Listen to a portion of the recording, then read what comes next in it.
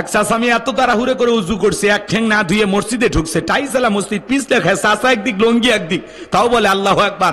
মানুষ বলে চাচামি আগে লঙ্গি ঠিক করেন, আগে জামাত ধরি, আছে না নাই? এরকম তাড়াহুড়ো করে সালাত আদায় করলে হবে না বাজান। এই যে সামনে রমজান মাস, প্রত্যেকটা মসজিদে মনে হয় তারাবির প্রতিযোগিতা শুরু হয়ে যায়। কথা বলেন না কে?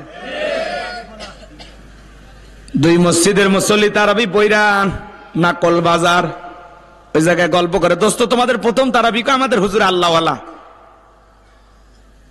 1 ঘন্টা লাগছে। কি 1 ঘন্টা?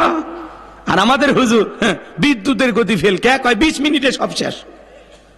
কথা কয় না কে? 20 মিনিটে সব শেষ।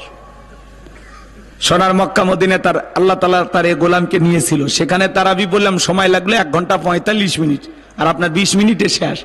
নামাজ পড়ছেন না তামাশা করছেন? খালি এরকম আল্লাহু আকবার বলে আলহামদু আর শেষে দোয়াল্লিন, মাঝখানে কি পড়ছে হুজুর নিজেও জানে না। আছে না নাই? ইন্নাল হামদালিল্লাহি লাকুরামিল্লাযী খালাকাল ইনসানা ওয়া কাররামা ওয়া আল্লামাহু মিনাল বায়ানি মা লাম ইয়ালাম ফাসুবহানাল্লাযী লা ইহসা ইমতিনানুহু বিল লিসানি ওয়ালা বিল কলাম নাশহাদু আল্লা ইলাহা ইল্লাল্লাহু ওয়াহদাহু লা শারীকা লাহু ওয়া নাশহাদু আন্না সাইয়্যিদানা ওয়া সানাদানা ওয়া হাবিবানা ওয়া মাওলানা মুহাম্মাদান আবদুহু ওয়া রাসূলুহু الذي أرسله بالحق بشيرا ونذيرا وداعيا إلى الله بإذنه وسراجا وقمرا منيرا فقد قال الله تعالى في كلامه المجيد وفي فرقانه الحميد সকলে জবান ছেড়ে মোহাব্বতে আওয়াজ দিয়ে পড়ুন আউযু বিল্লাহি মিনাশ শাইতানির রাজীম বিসমিল্লাহির রাহমানির রহিম قد فلح المؤمنون الذين هم في صلاتهم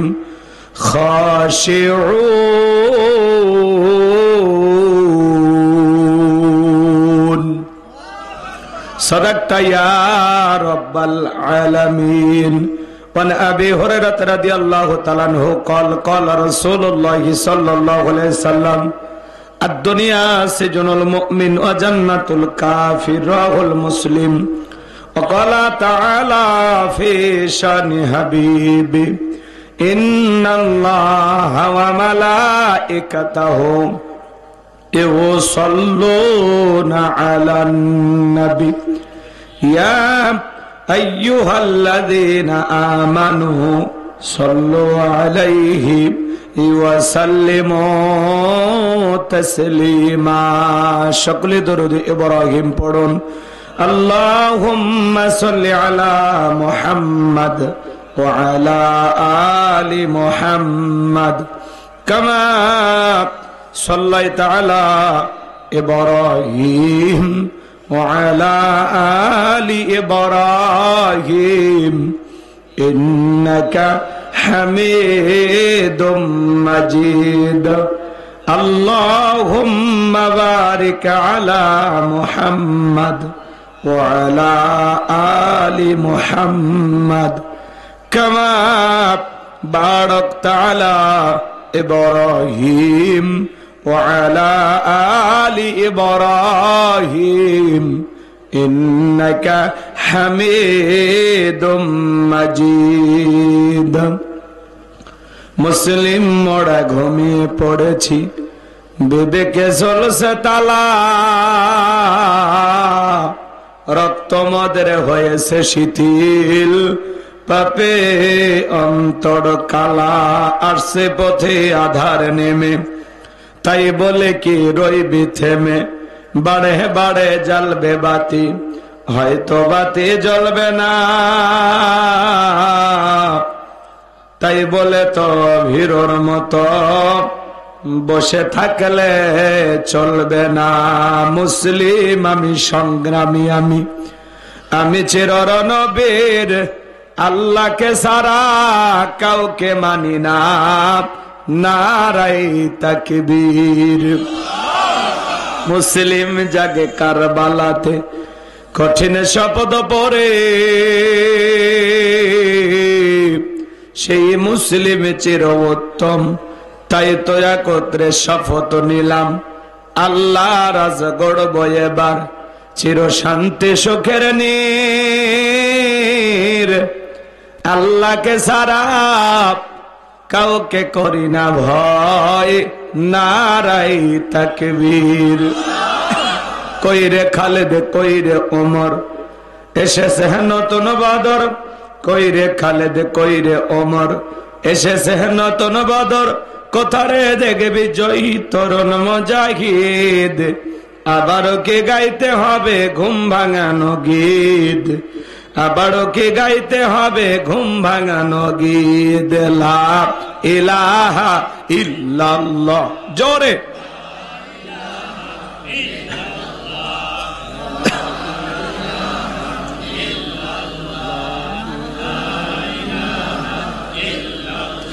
জোরে লা ইলাহা ইল্লাল্লাহ, জোরে লা, জোরে লা ইলাহা। ফুলের বুকে থাকলে মধু, ভ্রমর যেমন আসে, কোরআনের জ্ঞান থাকলে বুকে সবাই ভালোবাসে। লা ইলাহা ইল্লাল্লাহ, জোরে লা, জোরে লা, জোরে লা ইলাহা, জোরে লা। জিকিরের সাথে একটু আগে বসতে বলছি তো, যারা না ভাইরা বসে পড়বে, আর সামনে ফাঁকা জায়গা পূরণ করে সবাই চেপে চেপে বসেন। লা ইলাহা, জোরে লা ইলাহা। সাইদ ভাইয়ের মা, মুগ্ধ ভাইয়ের মা, ইয়ামিন ভাইয়ের মা, রফিক ভাইয়ের মা, তোমরা বড় ভাগ্যবতী, আল্লে ধরায় আলোর জ্যোতি, সালাম তোমায় জানায় ফেরেশতা মা, সালাম তোমায় জানায় ফেরেশতা। লা ইলাহা ইল্লাল্লাহ, জোরে লা, লা ইলাহা ইল্লাল্লাহু মুহাম্মাদুর রাসূলুল্লাহ। জবান সে এক বাক্যে পড়ছি সাল্লাল্লাহু আলাইহি ওয়াসাল্লাম। বাংলাদেশের ঐতিহ্যবাহী মাগুরা জেলার শ্রীপুর থানার অন্তর্গত খাসিয়ারা কাদিরপাড়া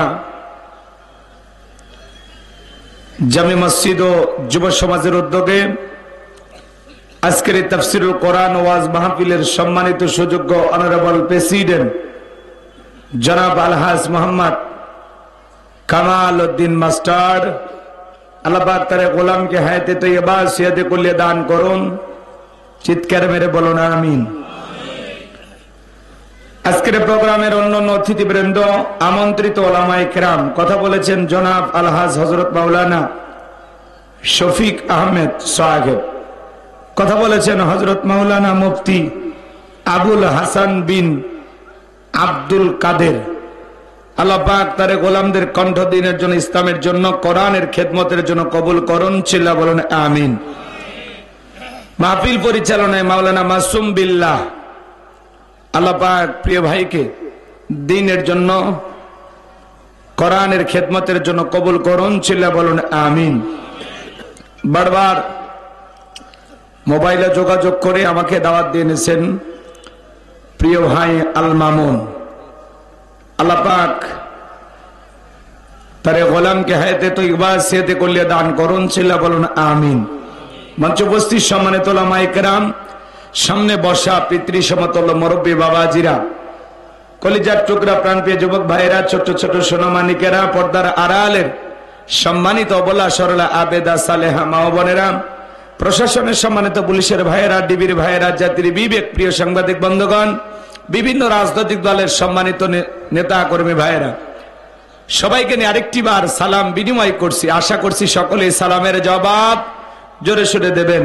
আসসালামু আলাইকুম ওয়া রাহমাতুল্লাহি ওয়া বারাকাতুহু। আমরা শুকরিয়া আদায় করতেছি সে মহান রবের দরবারে, জাল্লা পাক সুবহানাহু ওয়া তাআলা অত্যন্ত দয়া করে, করুণা করে, মায়া করে, মহব্বত করে, ভালোবেসে, পছন্দ করে, অত্র এলাকা থেকে করে গুণে গুণান্বিত করে, যাচাই বাছাই করে, শুধুমাত্র কেবলমাত্র কোরআনুল কারীমের মহব্বতে আজকের মাহফিল আসার বসার সুযোগ দান করেছেন।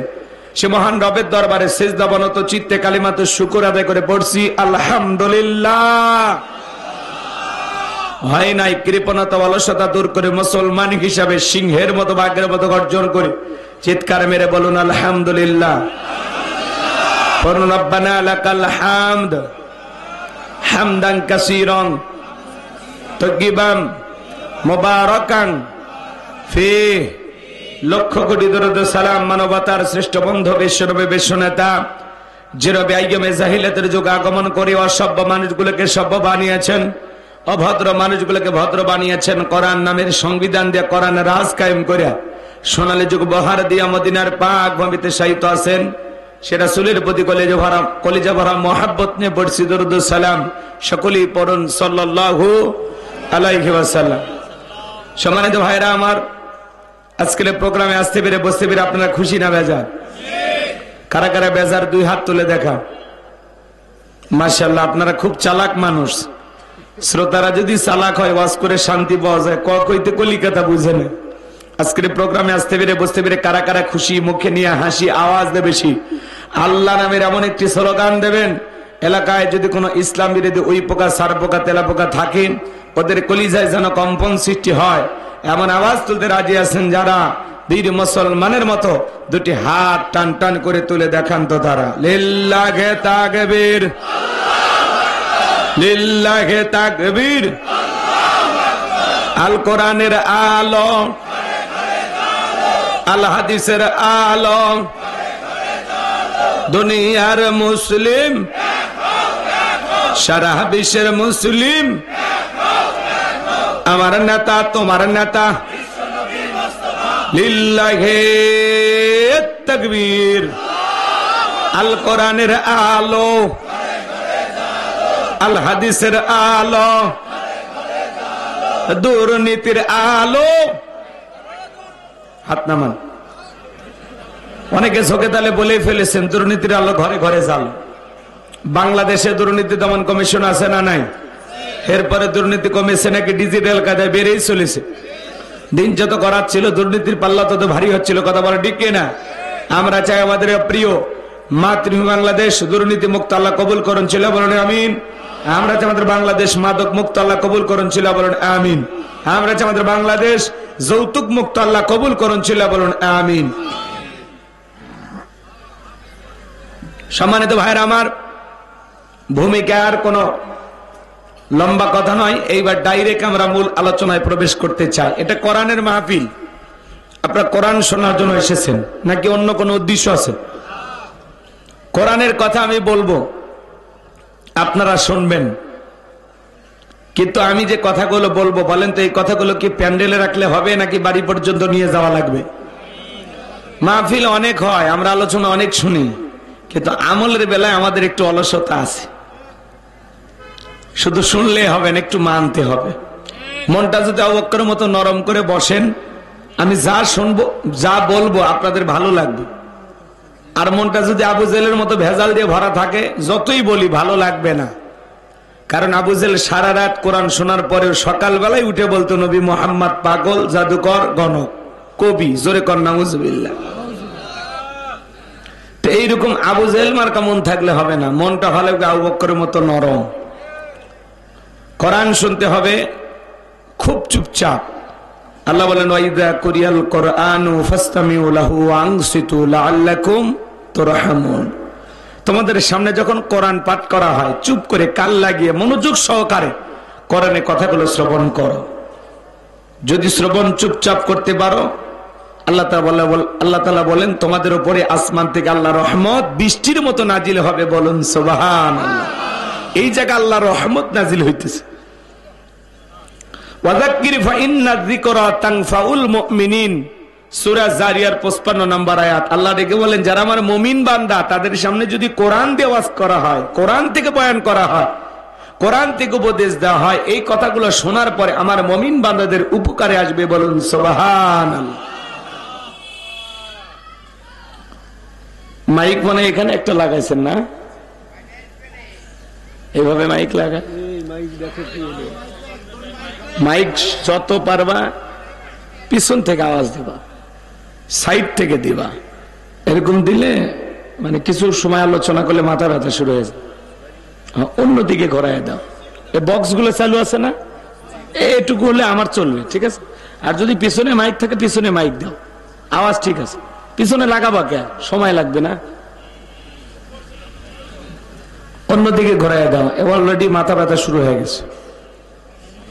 মানে আওয়াজ দিতে হয় পিছন থেকে, তাহলে বক্তা কথা বলে শান্তি পায় না। আবার একেবারে সব ঘুরে দিলে আপনারা শুনতে পারবেন না। জি, এই ছোট ভাই একটু বক্স থেকে সরে বসো। না এর উঠে যাইও না, ওখানে বসো। রাগ করছে, করুক, ছোট মানুষ, রাগ থাকা ভালো। এদিকে খেয়াল করেন, আমি কথা বলবো পবিত্র কোরআনুল কারীমের 23 নম্বর সূরা, সূরা নাম্বার 23। বাতিলের হবে সাইজ ইনশাআল্লাহ। বলেন মোট আয়াত আছে 118, রুকু আছে 6টি। বিশ্ব নবীর মক্কার জিন্দেগিতে আল্লাহ তাআলা এই সূরাটি নাজিল করেছেন। জবান ছেড়ে সবাই একটু মহব্বতে আমার সঙ্গে তেলাওয়াত করুন। আউযু বিল্লাহি মিনাশ শাইতানির রাজিম। বিসমিল্লাহির রাহমানির রহিম। বিতাড়িত মোদ্দার শয়তানের কাছ থেকে আল্লাহ পাকের কাছে আশ্রয় প্রার্থনা চাচ্ছি। পরম করুণাময় সিমদালু আল্লাহ তাআলা নামে শুরু করছি। সূরার নাম সূরা আল মুমিনুন। বলেন কি নাম? 18 নম্বর পারার প্রথম সূরা, সূরার নাম সূরা আল মুমিনুন। আল্লাহ পাক তার বিশ্বাসী বান্দাদের জন্য সূরা আল মুমিনুন নাজিল করেছেন। কিন্তু যারা অবিশ্বাসী কাফির এদের জন্য আল্লাহ পাক একটি সূরা নাজিল করেছেন। সূরার নাম কি? কাফিরুন। জোরে বলেন কি নাম? কুল ইয়া আইয়ুহাল কাফিরুন। কাফেরদের জন্য আল্লাহ পাক সূরা কাফিরুন নাজিল করেছেন। যারা হলো দুদুল্যমান, দুই নৌকায় পা দিয়ে চলে, মুখে বলে একটা, অন্তরে আর একটা, দুমুখ সাপ। বৃষ্টি যেদিকে ছাতা ধরে সেদিকে গোলালু মার্কা সব তরকারিতে চলে। সুবিধাবাদ জিন্দাবাদ। এদের নাম হলো মুনাফিক। এই মুনাফিকদের জন্য আল্লাহ পাক একটি সূরা নাজিল করেছেন। সূরার নাম হলো মুনাফিকুন। মুনাফিকদের স্বভাব হলো ইসলাম নামের গাছের গোড়া কেটে মাথায় পানি ঢালে। কথা বলেন। চুপ করে থাক ধোকাবাজ, চোখে তোদের নাহি লাজ। চুপ করে থাক ধোকাবাজ, চোখে তোদের নাহি লাজ। গোড়া কেটে মাথায় ডালো পানি, তোদের চিনি আর কতকাল করবি রে শয়তানি। মুনাফিকদের স্বভাব হলো ইসলাম নামের গাছের গোড়া কেটে মাথায় পানি ঢালে। ওরা তাল মিলায়, আমরাও আসি, কিন্তু তলে তলে ইসলামের কি করে? ক্ষতি করে। মনে রাখবেন, বৌদ্ধ খ্রিস্টান অমুসলিমদের ভিতর থেকে মুনাফিকের জন্ম হয় না। মুনাফিকের জন্ম হয় মুসলমানের ভিতর থেকে। মুনাফিক আশেপাশে ঘাপটি মেরে থাকে। দাড়ি টুপি থাকার পরে মুনাফিক হতে পারে, হজ করার পরে আলহাজ মুনাফিক হতে পারে।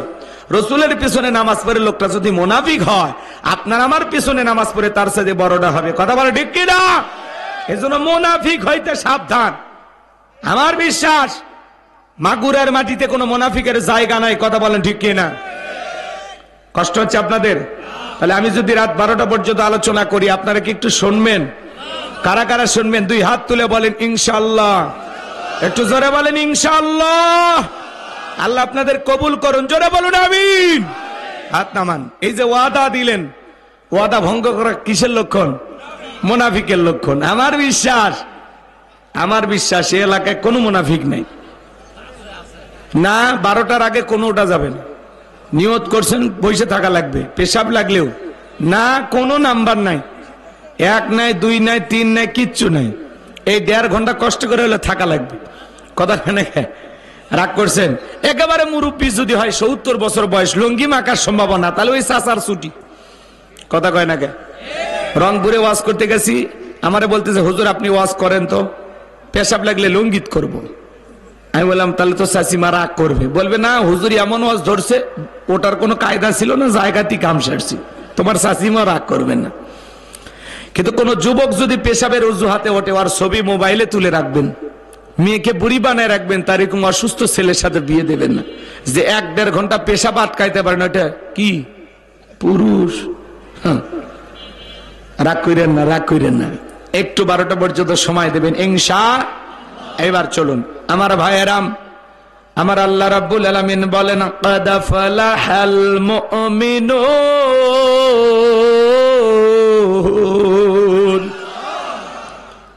সম্মানিত ভাইয়েরা আমার, যে কোনো আয়াত বা সূরার তাফসীর করতে হলে কোন প্রেক্ষাপটে কোন সময় আল্লাহ তাআলা সেই সূরাটি নাজিল করেছেন, সেই নাজিলের প্রেক্ষাপট জানার দরকার আছে না নাই? আরবিতে বলা হয় শানে নজুল। যদি শানে নজুল আলোচনা করা হয় তাহলে তাফসীর বুঝতে সহজ হয়। তাহলে সূরা আল মুমিনুন বিশ্বনবীর উপরে আল্লাহ তাআলা কোন প্রেক্ষাপটে কোন সময় নাজিল করেছেন, সেই নাজিলের প্রেক্ষাপটটা কেমন ছিল একটু জানার দরকার আছে না নাই?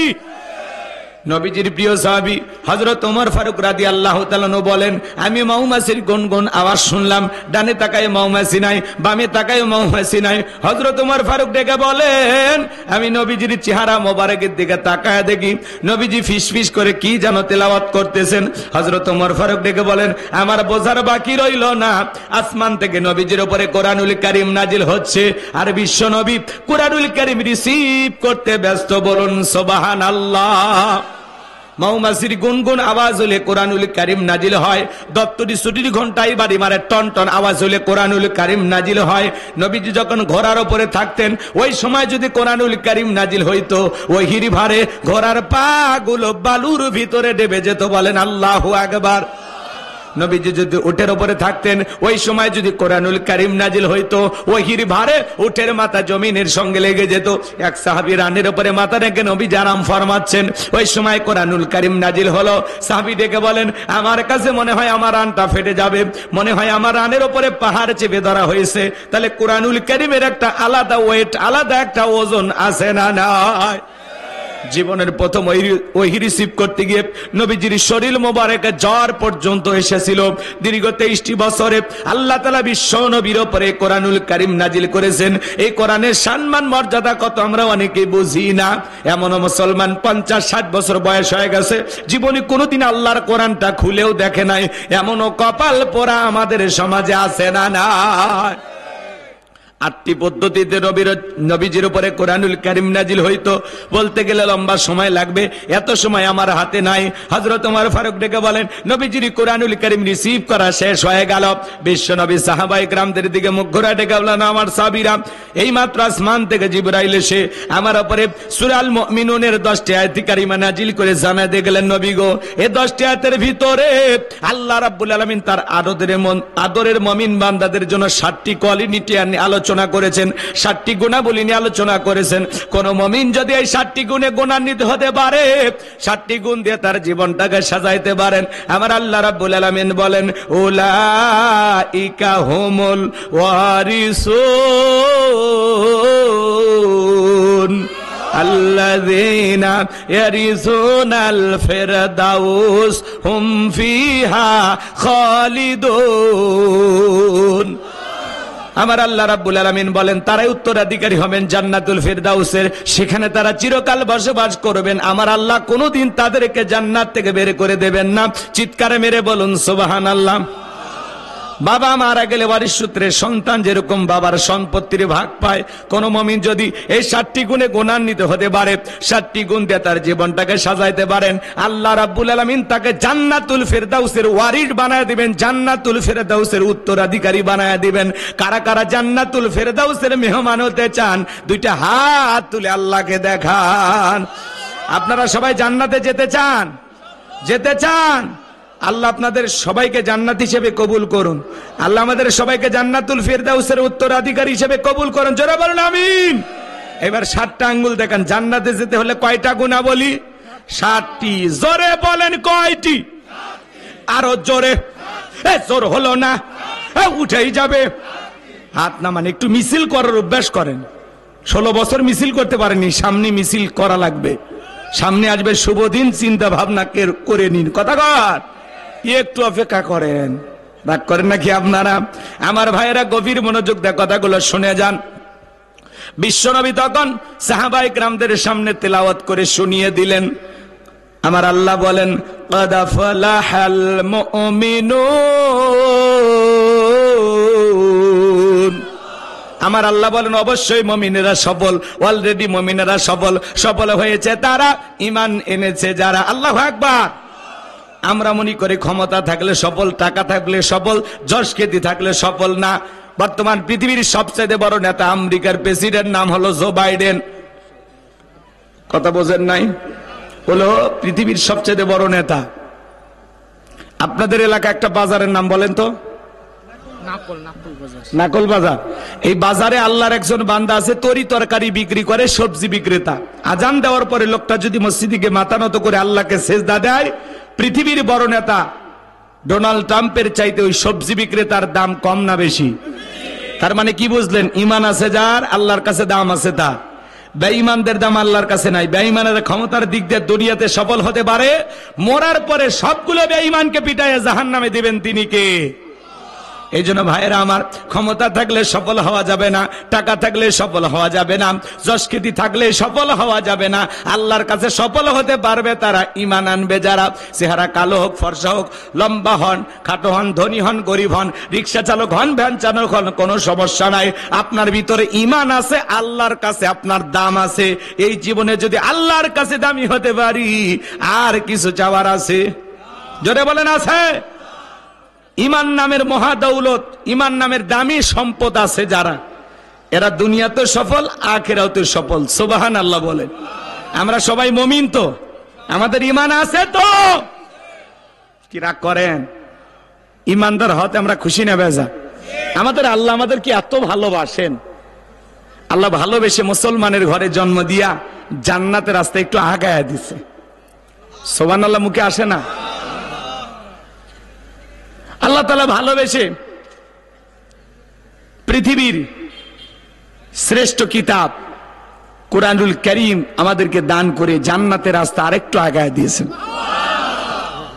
পৃথিবীর পয়গম্বর আখিরি নবীর আখিরি উম্মত বানায়া জান্নাতের রাস্তা আরেকটু আগায় দিয়েছে। এখন একটু আমল করলেই জান্নাত। একটু, এটুকু তো করাই লাগবে নাকি বলেন? জান্নাতে যেতে চান? ঢাকা গুলশানে বাড়ি হলে, উত্তরায় বাড়ি হলে খুশি হয়ে যান। আর আজকের আলোচনা শুনে আপনি জান্নাতুল ফেরদাউসের ওয়ারিশ হতে পারবেন, উত্তরাধিকারী হতে পারবেন। জান্নাতের ভিতরে আপনার নামে জায়গা বরাদ্দ থাকবে। বলুন সুবহানাল্লাহ। তাহলে শিখ, এদিকে খেয়াল করেন, সেই 7টি কোয়ালিটি কি, 7টি গুণাবলী কি আমাদের একটু জানার দরকার আছে না নাই? একটু অপেক্ষা করেন ভাইয়েরা আমার। আমি গুনাহগার যে কথা বলতে চাচ্ছিলাম, তাহলে সফল হয়েছে তারা, ঈমান এনেছে যারা। ক্বাদ আফলাহাল মুমিনুন, অবশ্যই মুমিনেরা সফল। অলরেডি মুমিনেরা সফল হয়েছে তারা, ঈমান এনেছে যারা। আমি বলবো আল্লাহর কাছে সফল হয়েছে কারা? আপনারা বলবেন ঈমান এনেছে যারা। বলতে পারবেন না? বলেন সফল হয়েছে কারা? আল্লাহর কাছে দামি বান্দা কারা? ঈমানদার বান্দা যারা। আল্লাহু আকবার বলেন। এবার ছোট্ট একটা প্রশ্ন করি, একজন অমুসলিম জোহরে সালাতের পূর্বে যদি ঈমান গ্রহণ করে, ওই ব্যক্তির উপরে জোহরে সালাত আদায় করা কি ফরজ? মাশাআল্লাহ, চমৎকার শ্রোতা, জ্ঞানী মানুষ আপনারা। এদিকে খেয়াল করেন, ঈমান আনার পরে মুমিন জীবনের সবচাইতে গুরুত্বপূর্ণ ইবাদতের নাম হলো সালাত। কিয়ামতের ময়দানে আল্লাহ তাআলা সর্বপ্রথম সালাতের হিসাব দেবেন। আল্লাহ তাআলা যখন মুমিন বান্দাদের 7টি কোয়ালিটি নিয়ে আলোচনা করেছেন, 1 নাম্বার আল্লাহ সালাত দিয়ে শুরু করেছেন। কথা কিন্তু আমার না, কথা কার? এদিকে খেয়াল করেন, মূল কথা মালিকের, আমি শুধু অ্যাডভাইস করতেছি। বাঁশিওয়ালাকে আল্লাহ, আমি খালি একটু সুর তুলতেছি। কথা কি বোঝেন নাই? একটু অপেক্ষা করেন, সামনে গেলে মজা পাবেন। যুবক যারা আসছো, নিরাশ হয়েও না, তোমরাও যুবক, আমিও যুবক, তোমাদের মনের দুঃখটাকে আমি বুঝি। একটু অপেক্ষা করো, তোমাদের জন্য স্পেশাল কিছু আলোচনা হবে। এই 7টি কোয়ালিটির মধ্যে 4 নাম্বার কোয়ালিটিতে যুবকদের জন্য স্পেশাল আলোচনা আছে। ওই জায়গায় যুবক যুবতী মা বোন সবারই হালকা করে একটু আলোচনা হবে। কি অপেক্ষায় রাগ করতেছেন নাকি আপনারা? শুনবেন তো ইনশাআল্লাহ? সম্মানিত ভাইয়েরা আমার, তাহলে মুমিন বান্দাদের 1 নাম্বার গুণাবলী আল্লাহ তাআলা সালাত দিয়ে শুরু করলেন। আমার আল্লাহ বলেন, আল্লাযীনা হুম ফি সালাতিহিম খাশিউন। মুমিন বান্দার 1 নাম্বার গুণাবলী, যারা নিজেদের সালাত বিনয় সহিত নম্রতার সহিত আল্লাহর ভয় নিয়ে আদায় করে। আপনি আমি যখন সালাত আদায় করব, অন্তরে ভয় থাকতে হবে কার? আল্লাযীনা হুম ফি সালাতিহিম খাশিউন, যারা নিজেদের সালাত বিনয়ের সহিত নম্রতার সহিত আল্লাহর ভয় নিয়ে আদায় করে। এই আয়াতের ব্যাখ্যায় তাফসীরকাররা লিখেছেন, অন্তরের ভিতরে সুচিন্তা, দুশ্চিন্তা, কুশ্চিন্তা, বিবির কথা, সংসারের কথা, ব্যবসা বাণিজ্যের কথা, দুনিয়াবি কোনো চিন্তা ভাবনা মনের মধ্যে রাখা যাবে না। টেনশন মুক্ত হৃদয় নিয়ে আল্লাহর ভয় নিয়ে মসজিদে গিয়ে সালাত আদায় করতে হবে। কথা বলেন ঠিক কিনা? আপনি আমি যখন সালাতে দাঁড়িয়ে যাব, অন্তরে ভয় থাকবে কার? ইয়া আইয়ুহাল্লাযীনা আমানুত্তাকুল্লাহ, হে ঈমানদারগণ, আমি আল্লাহকে ভয় করো। হাক্কা তুকাতিহি, ভয় করার মতো ভয় করো। তাহলে ভয় করতে হবে একমাত্র কাকে? কিভাবে সালাত আদায় করবেন? আম্মা জান আয়েশা ডেকে বলেন, নবীজি নামাজের ভিতরে এত লম্বা সময় ধরে দাঁড়িয়ে থাকতেন, মাঝে মাঝে তাকায় দেখতাম নবীজির পা মোবারক ফুলে উঠেছে। একটা মানুষ কত লম্বা সময় দাঁড়িয়ে থাকলে পা ফুলে ওঠে, এবার চিন্তা করেন। এখান থেকে যদি আপনি বরিশালে যান, অথবা এখান থেকে যদি চট্টগ্রামের যান, পুরো রাস্তা যদি বাসের উপরে দাঁড়িয়ে থাকেন, বলেন তো আপনার পা একটু ফুলবে কিনা? জোরে বলেন। তার মানে কি? ঘন্টার পর ঘন্টা দাঁড়িয়ে থাকলে পা ফলে। তাহলে নামাজের ভিতরে সবচাইতে লম্বা সময় দাঁড়িয়ে থাকতেন মুহাম্মদ রাসূলুল্লাহ সাল্লাল্লাহু আলাইহি ওয়াসাল্লাম। গভীর মনোযোগ দিয়ে কথাগুলো শুনে যাবেন বাজান। আমি গুনাহগার যে কথা বলতে চাই, আম্মা জান আয়েশা ডেকে বলেন, নবীজি লম্বা সময় ধরে রুকু করতেন, লম্বা সময় সিজদা থাকতেন। মাঝে মাঝে মনে হয় নবীজি আর কোনোদিন সিজদা থেকে মাথা উঠাবেন না। আম্মা জান আয়েশা ডেকে বলেন, একদিন রাত্রি বেলায় দেখি নবীজি সিজদা দিয়ে এত কান্না করেছেন, কাঁদতে কাঁদতে সিজদার জায়গাটা পর্যন্ত ভিজে গেছেন। নবীজি যখন সিজদা থেকে মাথা উঠাইলেন, আম্মা জান আয়েশা জিজ্ঞাসা করলেন, নবী গো, এত কান্নাকাটি কেন করলেন? কি হয়েছে আপনার? নবী আমার ডেকে বলে, আয়েশা, আমি তো আমার জন্য কাঁদি নাই, আমি কাঁদি আমার গুনাহগার উম্মতের জন্য।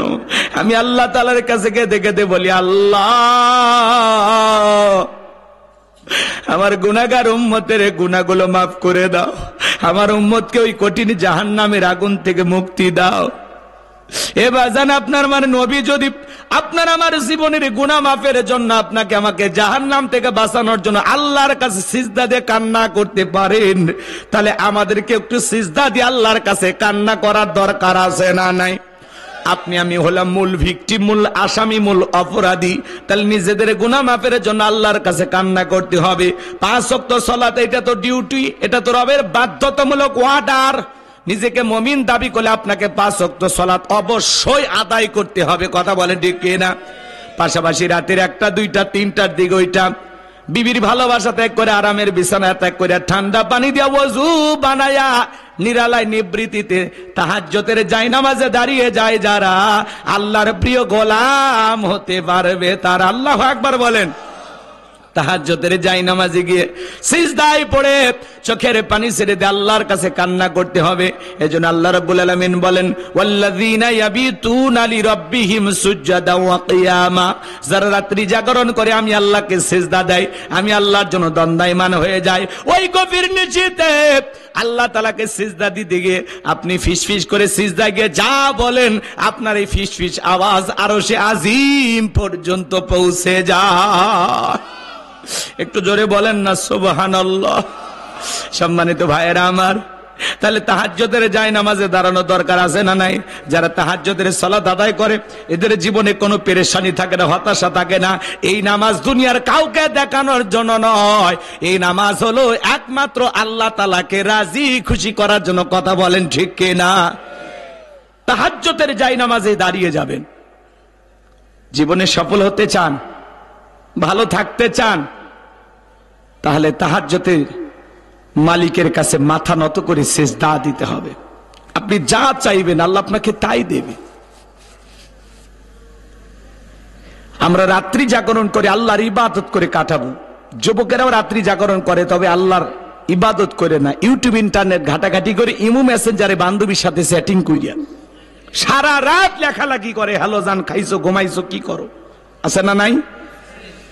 সেটিং করতে করতে ফজরের আজান হয় যখন, ওই হাইব্রিড যুবক ঘুমাইতে যায় তখন নামাজও পড়ে না। এরকম যুবক আছে না নাই?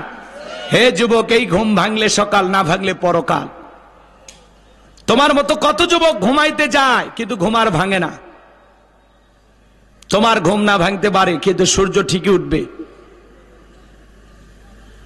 দুনিয়ার নিয়ম কানুন আগের মতোই চলতে থাকবে, তুমি থাকবে না, পৃথিবী থাকবে। কথা বলেন ঠিক কিনা? এখনো নিজেকে পরিবর্তন করার জন্য আমাদের ফিরে আসার দরকার আছে না নাই? তাহলে ফজর পড়ে ঘুমানোর দরকার আছে না নাই? ফজর পড়ে আবার তাড়াহুড়ো করে ঘুমাবেন না, ফজর পড়ে একটু হাঁটাহাঁটি করবেন। এ সময় মুনাফিকদের কোনো নিঃশ্বাস থাকে না, কারণ মুনাফিকেরা ফজরের সালাতে হাজির হতে পারে না। কথা কয় নাকি আপনারা? রাগ করেন, একটু অপেক্ষা করেন, সামনে গেলে বুঝতে পারবেন। আমার ভাইয়েরা, এ যুবক, তোমাদের পায়ে হাতে অনুরোধ করে বলে যায়, যদি জীবনে ভালো থাকতে চাও, সফল হতে চাও, তাহলে তাহাজ্জুদের জায়নামাজে আল্লাহকে সিজদা দেওয়া দরকার আছে না নাই? সিজদা দিয়া চোখের পানি ছেড়ে দিয়ে আল্লাহ তাআলার কাছে কান্নাকাটি করে বলতে হবে, রব্বানা সরিফ আন্না আযাবা জাহান্নাম ইন্না আযাবাহা কানা গরামা। হে আমাদের রব, ওই কঠিন ভয়ঙ্কর জাহান্নামের আগুন থেকে আমাদের মুক্তি দাও। ওই জাহান্নামের আযাব শাস্তি সহ্য করার ক্ষমতা আমাদের নাই। ইন্নাহা সাআত মুস্তাকাররাও ওয়া মুকামা, নিশ্চয় আবাসস্থল হিসাবে, বসতির জায়গা হিসাবে ওই জাহান্নাম কত না নিকৃষ্টতম একটা স্থান। জাহান্নাম সুখের জায়গা না, ওইটা হলো যন্ত্রণার কারখানা।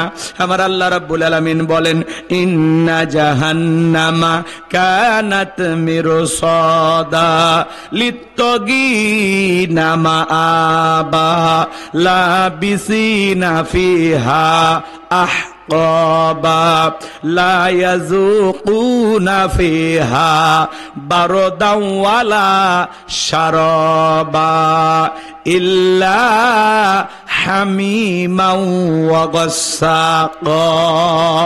সূরা নাবার ভিতরে আল্লাহ পাক জানিয়ে দিলেন, ইন্না জাহান্নামা কানাত মিরসাদা, নিশ্চয়ই জাহান্নাম ফুলসিরাতের কিনারায় ওত পেতে রয়েছে। এটা হলো আল্লাহর অবাধ্য গোলামদের থাকার আবাসস্থল। এখানে তারা যুগের পর যুগ বসবাস করবে। একটা মানুষ কত লক্ষ বছর, কত কোটি বছর জাহান্নামের আগুনে জ্বলবে, এর সঠিক এলেমার জ্ঞান আছে কার কাছে? ওই জাহান্নামের আগুন এই দুনিয়ার আগুনের চাইতে 70 গুণ পাওয়ার বেশি বাজান।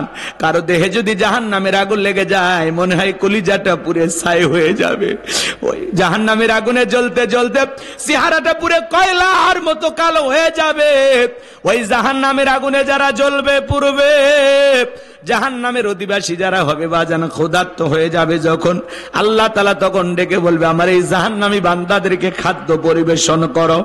জাহান্নামের তলদেশে এক ধরনের ফলের চাষ করা হবে, যেই ফলের নাম হলো জাক্কুম, কাঁটাযুক্ত ফল।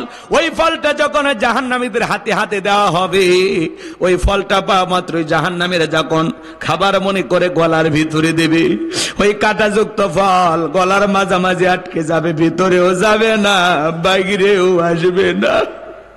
যত গলা নাড়াচাড়া করবে কাঁটাগুলো ফুটবে আর ফুটবে। জাহান্নামীরা চিৎকার মেরে ডেকে বলবে, আল্লাহ, এ কেমন ফল খাওয়াইতে দিলা, ভিতরেও যায় না, বাইরেও আসে না, সহ্য করতে পারবি না যন্ত্রণা। যত গলা নাড়াচাড়া করবে কাঁটাগুলো ফুটবে। জাহান্নামীরা কাঁদবে আর বলবে, আল্লাহ, আমাদেরকে পানি দাও, পানি দাও, পানি দাও। জাহান্নামীরা যখন পানি পানি বলে চিৎকার মারবে, আমার আল্লাহ ডেকে বলেন, লা ইয়াযুকুনা ফিহা বারদাও ওয়ালা শারাবা, তাদেরকে মিনারেল ওয়াটার দেওয়া হবে না, ঠান্ডা কোনো পানির ব্যবস্থা থাকবে না। ওই জাহান্নামীরা যখন পানি পানি বলে চিৎকার মারবে, আমার আল্লাহ ডেকে বলেন, ইল্লা হামিমাও ওয়া গাসসাকা, এমন উত্তপ্ত ফুটান্ত গরম পানি দেওয়া হবে যা পুষ ব্যতীত কিছুই নাই। ও মাগুরার বাবা জিরা, দেগের ভিতরে বড় বড় ফোড়া হয়, ফাটায় দিলে ভিতর থেকে কি বের হয়? তরমুজের রস, আনারের রস, কি বের হয় বলেন না? পুষ। পুষ, আপনারাও তাই বলেন। এই পুষ যদি হাসপাতাল থেকে সংগ্রহ করে দেয়, 1 গ্লাস খাবেন নাকি? 50,000, 1 লাখ দিলে অবশ্যই খাবেন। শুনে ঘৃণা লাগতেছে না? সি হুজুর, এটা কি মানুষ খাইতে পারে? সূরা নাবা আয়াত নাম্বার 25। আজকে কোরআন খোলেন, আল্লাহ বলেন, ইল্লা হামিমাও ওয়া গাসসাকা, ইল্লা হামিমাও ওয়া গাসসাকা, এমন উত্তপ্ত ফুটন্ত গরম পানি, যেই পানিটা চেহারার সামনে নিলে চেহারাটা ঝলসে যাবে। ওই উত্তপ্ত ফুটান্ত গরম পানি যা পুষ ব্যতীত কিছু নয়, পুষওয়ালা, দুর্গন্ধওয়ালা, গরম উত্তপ্ত পানি জাহান্নামীরা যখন পান করবে, জাহান্নামীর লারি ভুঁড়িগুলো গলে গলে পিছনে রাস্তাতে বের হয়ে যাবে। এই যদি হয় জাহান্নামীদের শাস্তি, জাহান্নামের সর্বনিম্ন শাস্তি হলো 1 জোড়া পায়ে জুতে দিয়ে থাকা। ওই 1 জোড়া স্যান্ডেল পরার কারণে জাহান্নামীর মাথার মগজ টকবক করে গলে নাক মুখ কান দিয়ে বের হয়ে যায়। যেই পানি চেয়ারা চলছে, দিকের গোস্ত গুলো খসে খসে পড়বে। এই যদি হয় জাহান্নামীদের শাস্তি, বলেন তো বাজান, সেই জাহান্নাম থেকে বাঁচার জন্য আমাদের মালিকের গোলামি করার দরকার আছে না নাই? বলেন তো, সেই মালিকের ইবাদত করার দরকার আছে না নাই? তাহলে সিজদা দিয়ে জাহান্নাম থেকে বাঁচার জন্য কাঁদতে হবে কার কাছে? আমার ভাইয়েরা, কিভাবে সিজদা দেবেন? কয়টা কথা বলবো। সাহাবীরা 2 রাকাত নামাজ পড়ে সারা রাত কাটায় দিতেন, বলুন সুবহানাল্লাহ। মরুভূমিতে সাহাবা ইকরাম সালাতে দাঁড়িয়ে যেতেন। ওই মরুভূমির পাখিগুলো খেজুর গাছ মনে করে সাহাবা ইকরামদের কাঁধের উপরে, মাথার উপরে বসে থাকতো। নবীজির সাহাবীরা সালাতে এত মনোযোগ, কাঁধে পাখি পড়ে থাকে, তারপরে টের পাইতো না। চিৎকার মেরে বলুন সুবহানাল্লাহ। আর আপনি আমি মশা যদি পড়ে, এই হাত এই জায়গায় নিয়ে জাগে মশা মারে, তারপরে সূরা ধরে, কতক্ষণ ঠিক কিনা? হযরতে তালহা রাদিয়াল্লাহু তাআলা আনহু সালাত আদায় করতেছিলেন, ছেলেটা খেলা করতেছিল, জঙ্গল থেকে সাপ এসে সন্তানটাকে বেঁচে ধরেছেন। স্ত্রী মানুষজনকে ডাকলেন, ছেলেটাকে বিপদমুক্ত করলেন। হযরতে তালহা নামাজ শেষে জিজ্ঞাসা করলেন, বিবি রে, বাড়িতে এত মানুষজন, ব্যাপারটা বুঝতে পারলাম না। ডেকে বলে, স্বামী, আপনি যখন নামাজে দাঁড়িয়ে গেছেন, জঙ্গল থেকে সাপ এসে সন্তানটাকে বেঁচে ধরেছিল, আমি মানুষজনকে ডাকলাম, ছেলেটাকে বিপদ মুক্ত করলাম। এত ঘটনা আপনার চোখের সামনে ঘটে গেল, আপনি কি কিছুই বলতে পারেন না?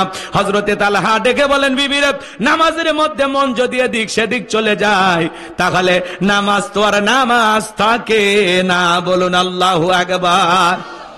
আপনি আমি নামাজ পড়ি, মন খালি ছটপট করে। আমাদের পাগল মন কেন এত কথা বলে নাকি কোন? নামাজের মধ্যে দাঁড়ায় খালি দুনিয়াবি নানান চিন্তা ভাবনা মনে হয়। নামাজ পড়ে মাগুরা, মন চলে যায় বগুড়া। কথা বলেন। মাঝে মাঝে দুনিয়াবি এত চিন্তা ভাবনা নামাজের মধ্যেই মনে হয়। নামাজ পড়ে মাগুরা, মন চলে যায় ভারতের বর্ডারে। কথা কন ঠিক কিনা? নামাজের মধ্যে দাঁড়ায় মাঝে মাঝে দুনিয়াবি এত চিন্তা ভাবনা মনে হয়। নামাজ 2 রাকাত চলতেছে না 3 রাকাত, মনে থাকে না। মাঝে মাঝে দুনিয়াবি এত চিন্তা ভাবনা নামাজের মধ্যে মনে হয় সিজদা 2টা দিলাম না 1টা দিলাম। নামাজের ভিতরে ব্রেক করে চিন্তা করা লাগে। কথা কন না চাচা, ঠিক আছে না? দুনিয়াবি সব চিন্তা ভাবনা ওই নামাজের মধ্যে এসে মনে হয়। নামাজে আমাদের মনোযোগ থাকে না। একটি গবেষণায় বলা হয়েছে বাংলাদেশের কিছু কিছু মুসল্লিদের মন 8 সেকেন্ডও নামাজের ভিতরে স্থির থাকে না। আমাদের মন এত অস্থির, এত উতালা। কথা বলেন। এক চাষামি এত তাড়াহুড়ো করে উজু করছে, এক ঠ্যাং না ধুয়ে মসজিদে ঢুকছে, টাইসালা মসজিদ পিছলে খায়, চাষা একদিক লঙ্গি একদিক, তাও বলে আল্লাহু আকবার। মানুষ বলে চাষামি আগে লঙ্গি ঠিক করেন, আগে জামাত ধরি। আছে না নাই? এরকম তাড়াহুড়ো করে সালাত আদায় করলে হবে না বাজান। এই যে সামনে রমজান মাস, প্রত্যেকটা মসজিদে মনে হয় তারাবির প্রতিযোগিতা শুরু হয়ে যায়। কথা বলেন না কে? 2 মসজিদের মুসল্লি তারাবি পইরা নাকল বাজার ওই জায়গায় গল্প করে, দোস্ত তোমাদের প্রথম তারাবি কো? আমাদের হুজুর আল্লাহওয়ালা, 1 ঘন্টা লাগছে। কি 1 ঘন্টা? আর আমাদের হুজুর বিদ্যুতের গতি ফেল, কে কয় 20 মিনিটে সব শেষ। কথা কয় না কে? 20 মিনিটে সব শেষ। সোনার মক্কা মদিনে তার আল্লাহ তাআলা তার এই গোলামকে নিয়েছিল, সেখানে তারাবি বললাম সময় লাগলো 1 ঘন্টা 45 মিনিট, আর আপনার 20 মিনিটে শেষ। নামাজ পড়ছেন না তামাশা করছেন? খালি এরকম আল্লাহু আকবার বলে আলহামদু আর শেষে দোয়াল্লিন, মাঝখানে কি পড়ছে হুজুর নিজেও জানে না। আছে না নাই? তারাবির নামাজ অনেকে ফতুয়া দেয় তারাবি মানে তাড়াতাড়ি, মার বাড়ি। তারাবি মানে তাড়াতাড়ি, হ্যাঁ, ধীরস্থির ভাবে। মুমিনের 12টি মাসের মধ্যে এই রমাদান মাস হলো বোনাসের মাস, ইবাদতের মৌসুমের মাস। প্রত্যেকটা কাজের যেরকম মৌসুম থাকে, মুমিনের মৌসুম হলো কি? রমজান মাস। যত বেশি সওয়াব কামানো যায়, একটা নফল ফরজের সমতুল্য, একটি ফরজ 70 ফরজের সমতুল্য। 1000 টাকা এই মাসে দান করলে 70,000-এর সওয়াব পাওয়া যাবে। রমজান মাসে 1000 টাকা দান করলে 7 লাখ টাকার সওয়াব পাওয়া যাবে। সুবহানাল্লাহ। রমজান মাস হলো মুমিনের ইবাদতের মাস। যত বেশি ইবাদত করা যায়, রহমতের মাস, মাগফিরাতের মাস, নাজাতের মাস, গুনাহ মাফ নেওয়ার মাস। কথা বলেন। রমাদান পাওয়ার পরে যেই বান্দা গুনাহ মাফ করাইতে পারলো না, এর চাইতে হতভাগা আর কেউ নাই। তাহলে ইবাদতের মাস হলো রমাদান মাস। আর আমরা এই মাসে বেশি ফাঁকি মারি, চিটারি বাটপারি করি, দ্রব্যমূল্যের বাজারে আগুন লাগায় দেই। বাজারে সিন্ডিকেটের মাধ্যমে যারা রমজান মাসে জিনিসপাতির দাম বাড়ায় দেয়, দ্রব্যমূল্যের দাম বাড়ায় দেয়, মনে রাখবেন এই কালো বাজার ব্যবসায়ীদেরকে কিয়ামতের ময়দানে আল্লাহ চোরের কাতারে দাঁড় করাবে। কথা বলে ঠিক কিনা? অন্য মাসে যেটা 80 টাকা, রমজান আসলে 120 টাকা। পৃথিবীর অন্য অন্য রাষ্ট্রে রমজান মাস আসলে দ্রব্যমূল্যের বাজার নিয়ন্ত্রণ করার চেষ্টা হয়, প্রত্যেকটা জিনিসে তারা ছাড় দিয়ে ব্যবসা কম করার চেষ্টা করে। আর বাংলাদেশের সব ব্যবসায়ীদের ধান্দা থাকে রমজান মাসে বাকি 11 মাসের কাজা আদায় করে। এ কথা কন নাকি আপনারা? চাচা ঠিক আছে, ভাষা বোঝেন তো নাকি? ঝামেলা হচ্ছে নাকি আপনাদের? আমাদের কি খেয়াল করেন? হালাল ব্যবসা করেন, যত টাকা দুর্নীতি করে, কালোবাজারি করে, মানুষের প্রতি জুলুম করে ইনকাম করতেছেন, আপনি এই টাকা নিয়ে কবরে যাইতে পারবেন না। কথা বলেন। আপনি কার জন্য এগুলো করতেছেন? খাদ্যে ভেজাল দেওয়া, ওজনে কম দেওয়া, সুদ খাওয়া, ঘুষ খাওয়া, জিনা ব্যভিচার করে। আসুন সব ছেড়ে ভালো মানুষ হয়ে যান। সময় আছে এখনো, পরিবর্তন হয়ে যান, ভালো মানুষ হয়ে আল্লাহর সামনে দাঁড়ান। আপনি বাজারে আগুন লাগায় দিয়ে মসজিদে যায় সিজদাতে কপাল কালো করতেছে, রাগ করেন? ভাইয়েরা আমার, সামনের দিকে যাই বাজান গো আমার। আমি গুনাহগার, যে কথা বলতে চাচ্ছিলাম, সালাত 5 ওয়াক্ত আদায় করতে হবে। নামাজের ওয়াজ যদি মুসলমানের কাছে করা লাগে, এর চাইতে বড় দুঃখ নাই। নবীজির জামানায় ফজরের নামাজের সময় মসজিদ কানায় কানায় পূর্ণ ছিল, জুমার সালাতের জন্য মসজিদ কানায় কানায় পূর্ণ ছিল। বলুন সুবহানাল্লাহ। আর বাংলাদেশে জুমার নামাজের জন্য মসজিদ ভাঙ্গে 2 তালা 3 তালা করা হয়, আর ফজরের নামাজের সময় এক কাতার মুসল্লি পাওয়া যায় না। এমন মসজিদ আছে মুয়াজ্জিন একাই আজান দিয়ে একাই নামাজ পড়ে। কথা কোন ঠিক কিনা?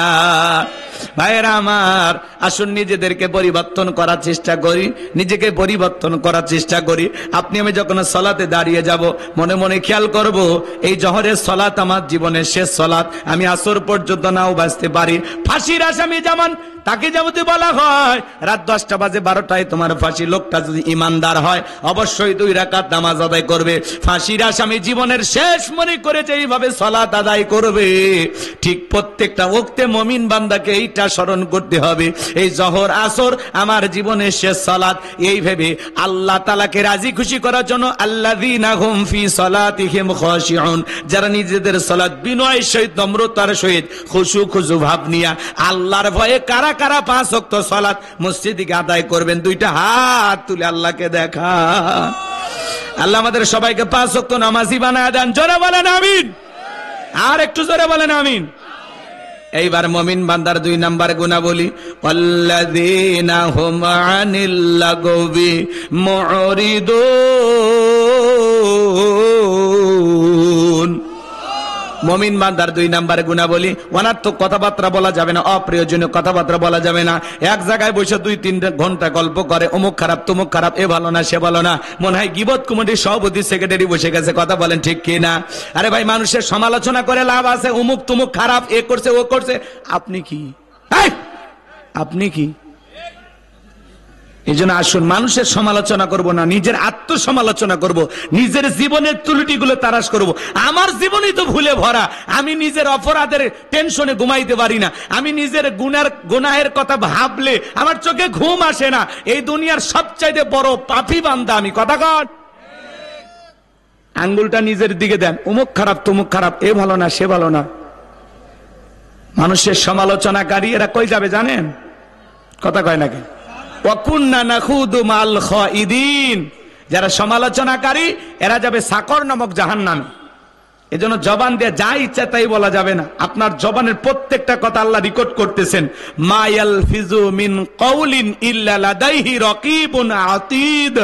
বান্দা এমন কোন কথা বলে না, এমন কোন কর্মকাণ্ড করে না যা রেকর্ড করার জন্য আর ফেরেশতারা নাই। আপনি চায়ের কাপে ঝড় তুলছেন, 4-5 জন পুরুষ এক জায়গায় হইয়া একেবারে এলাকার সব গীবত, কার কি তত্ত্ব, কার বউ কার সোল কি কি করছে, সব চায়ের আড্ডায় উঠে আসছে। কথা কন নাকি আপনারা? আপনাদের এলাকায় এরকম হয় না তো নাকি বলেন? না, এলাকার মানুষ ভালো, আপনারা জিন্দা শাহজালাল, আপনারা আল্লাহর ওলি। রাগ করেন মনে হয়, জবানটাকে কন্ট্রোল করেন, জবান দিয়ে যা ইচ্ছা তাই বলবেন না। মানুষের সমালোচনা করে লাভ কি? হুদাই বলেন, লাভ আছে?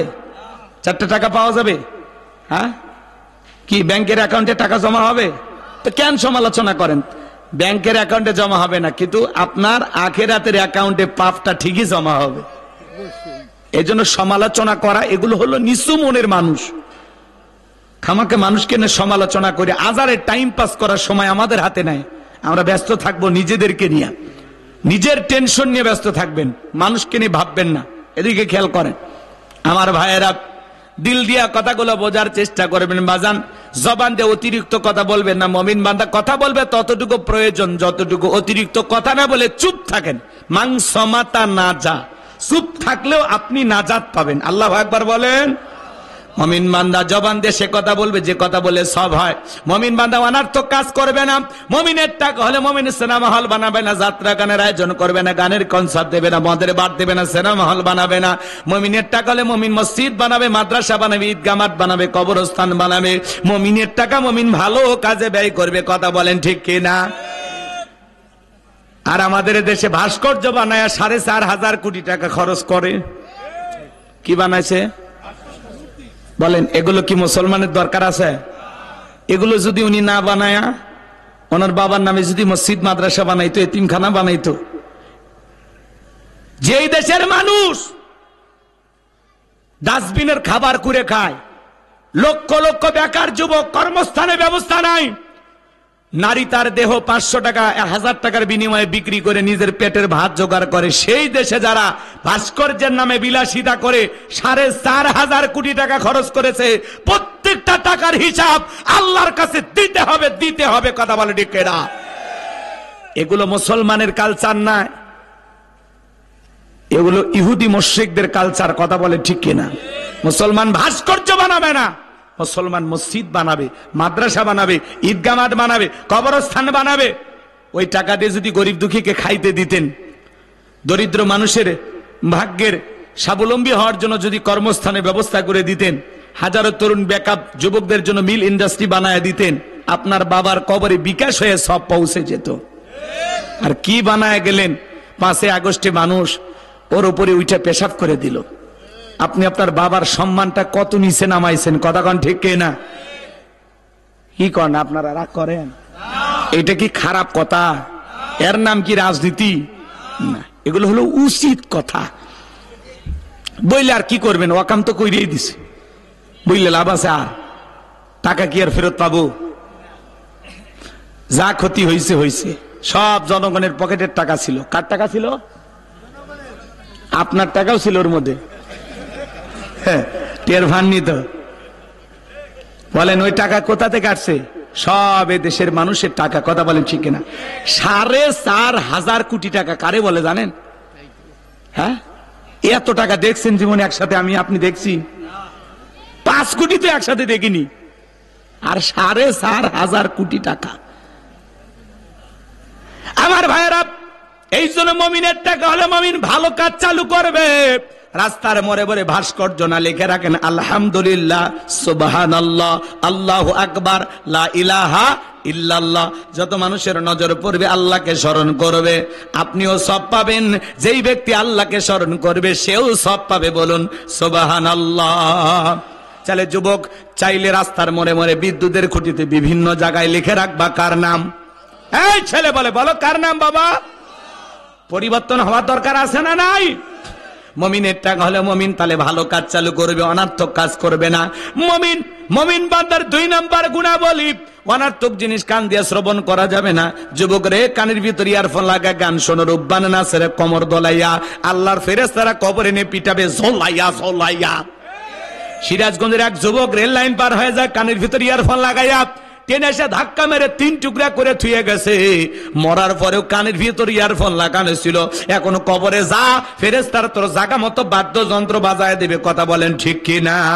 এ যুবক, আজকে বক্স ভাড়া নিয়ে এসে ডিক ডিক আওয়াজ দিয়ে মাটি কাঁপাইতেছো, গান বাজনা করে ডিজে পার্টি করে মাটি কাঁপাইতেছো। একদিন কবরে যাইবা, এই কবরের মাটি তোরেও কবরে নিয়ে কাঁপাবে। সেদিন আর বাঁচতে পারবি না। কি বলেন? অবশ্যই। হ্যাঁ, এলাকায় বক্স বাজে না? বাজে। বিয়েতে গান বাজনা করেন আপনারা? সুবহানাল্লাহ, সুবহানাল্লাহ হবে না? হালাল হালাল নাকি? হালাল না হারাম? ভ্যান চালাই, রিক্সা চালাই, তার বিয়ে, তাও 7 দিন জ্ঞান। আহারে মুসলমান, এগুলো মুসলমানের কালচার না। আল্লাহ যেন আমাদের হেদায়েত দান করেন। একটু জোরে বলেন আমিন। তাহলে মমিন বান্দার 2 নাম্বার গুণাবলী, মমিন বান্দাই কান দিয়ে গান বাজনা শ্রবণ করবে না, অশ্লীল কথা শ্রবণ করবে না। মমিন বান্দা কান দিয়ে যেই জিনিসগুলো শ্রবণ করবে, যেইটা শুনলে সব হয়, ওয়াজ নসিহত শ্রবণ করবেন, উলামায়ে কেরামদের বয়ান শ্রবণ করবেন, ইসলামী সঙ্গীত কোরআন তেলাওয়াত শ্রবণ করবেন, ভালো ভালো কথা কান দিয়ে শ্রবণ করতে হবে। তাহলে মমিন বান্দার 2 নাম্বার গুণাবলী, ওয়াল্লাযীনা হুম আনিল লাগবি মুরিদুন। অনার্থক কথাবার্তা বলা যাবে না, জবান দিয়ে সে কথা বলবো যে কথা বললে সব হয়। সমাজে সেই কাজ চালু করব যেই কাজ চালু করলে সব হয়। কান দিয়া সেই জিনিসগুলো শ্রবণ করব যেগুলো সব হয়। এক কথায় সব আছে যেখানে, একটু জোরে বলেন বাজান, সব আছে যেখানে, আর গুনাহ আছে যেখানে। হে যুবক, গুনাহ করার আগে চিন্তা করবা, যে জায়গায় দাঁড়িয়ে গুনাহ করতেছে কেউ না দেখলে একজন দেখেন, তিনি কে? তাকওয়ার আয়না অন্তরে বসাও। তাকওয়া, তাকওয়া মানে কার ভয়? আল্লাহর ভয়। আল্লাহর ভয় যার অন্তরে থাকবে তারে পিটাইয়াও গুনাহ করানো সম্ভব নয়। তুমি যে জায়গায় দাঁড়িয়ে গুনাহ করো না কেন, মনে রাখবা কেউ না দেখলে একজন দেখেন, আল্লাহ। ভয় করো আল্লাহকে। এইবার মুমিন বান্দার 3 নাম্বার গুণাবলী, ওয়াল্লাযীনা হুম লিয-যাকাতি ফাঈলুন। এদিকে খেয়াল করেন, মুমিন বান্দার 3 নাম্বার গুণাবলী, আল্লাহ যদি মুমিন বান্দাকে নিসাব পরিমাণে সম্পদের মালিক বানায় দেয়, মুমিন বান্দা সক্রিয়ভাবে হিসাব করে করে বছরে একবার যাকাত দেবে। কার ভয়ে? যাকাত দেওয়া নফল না ফরজ? নামাজ আদায় করা যেমনি ফরজ, যাকাত দেওয়া তেমনি ফরজ। যাকাত আছে দারিদ্রতা বিমোচন করার জন্য, অভাব মুক্ত সমাজ রাষ্ট্র দেশ গড়ার জন্য। যাকাত আসছে রাস্তার এই পারে দশতলা এই পারে গাছতলা তার ব্যবধানকে দূর করার জন্য। যাকাত আসছে এই সমাজে পথে পড়ে থাকা অবহেলিত মানুষের মুখে হাসি ফুটাইয়া তাদের অধিকার প্রতিষ্ঠিত করার জন্য। বলেন আল্লাহু আকবার।